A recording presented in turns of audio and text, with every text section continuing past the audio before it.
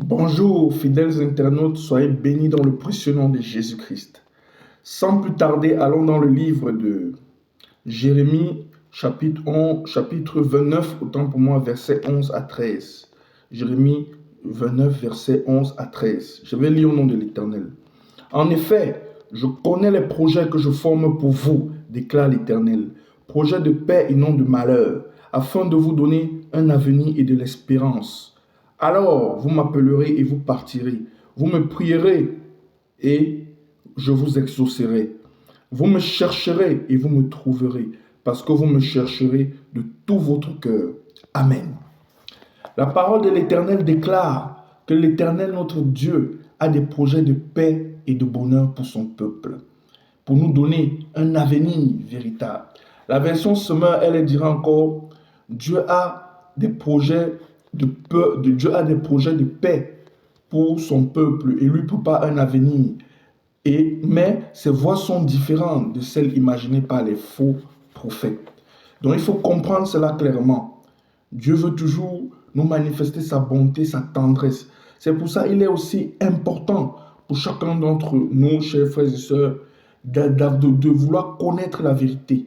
C'est cette vérité qui nous a franchis, comme la parole le déclare. La vérité du Saint-Esprit. Même lorsque nous écoutons une parole de connaissance, lorsque Dieu nous révèle quelque chose, c'est important que nous puissions nous attacher à cela. Et que déclare la parole? Il y a encore un autre élément qui me plaît beaucoup. C'est le verset 13 qui dit, vous me chercherez et vous me trouverez, parce que vous me chercherez de tout votre cœur. Chers frères et sœurs, Dieu veut se laisser trouver par nous. Lorsque nous le cherchons de tout notre cœur, il veut se révéler à nous. Et c'est important que nous sachions cela. Lorsque nous partons à l'église, une parole peut être libérée sur notre vie par rapport à une situation difficile que nous vivons lors de la prédication, lors de la parole. Et c'est cette parole qui nous met en assurance. De la même manière, c'est la révélation que le Saint-Esprit nous donne qui nous permet de dominer sur ce monde. Parce que nous le savons très bien, nous sommes dans ce monde, mais nous ne fonctionnons pas selon les principes de ce monde.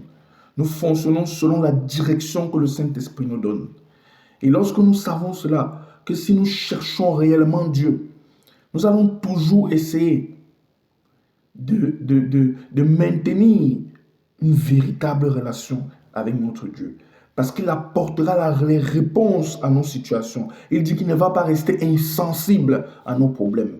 Mais pour cela, nous devons être dans cette posture-là, de le rechercher, comme dans cette intimité profonde avec lui. Il ne s'agit pas seulement d'aller à l'église pour présenter nos problèmes au pasteur à chaque fois. Ce n'est pas mauvais. Mais il s'agit de faire de Dieu notre intime. Et c'est très important. C'est le message que je voulais encore vous libérer en ce moment. Que Dieu vous bénisse tous et toutes. Shalom.